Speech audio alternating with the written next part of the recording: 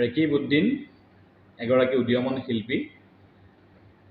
তেওঁ বহুদিনৰ পৰা খুব সুন্দৰ কণ্ঠেৰে নিজা কণ্ঠেৰে বহুকেইটা গীতত কণ্ঠদান কৰিছে।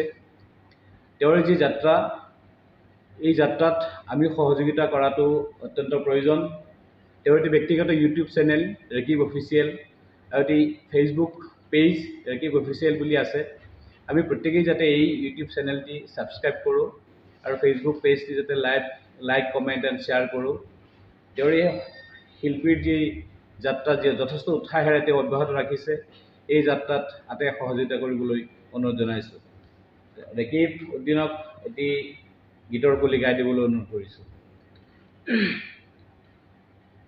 যদি জীৱনৰ ৰংবোৰে লুকাবাকু খেলে, যদি আশাৰ চাকিটি উমি উমি জ্বলে, তথাপি বন্ধু আগুৱাই যাবা, তথাপি বন্ধু আগুৱাই যাবা, পিছলৈ ঘূৰি নাচাবা।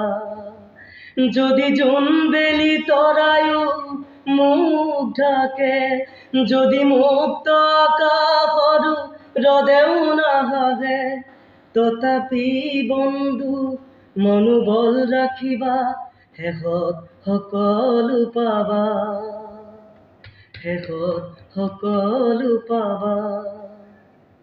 খুব সুন্দৰ।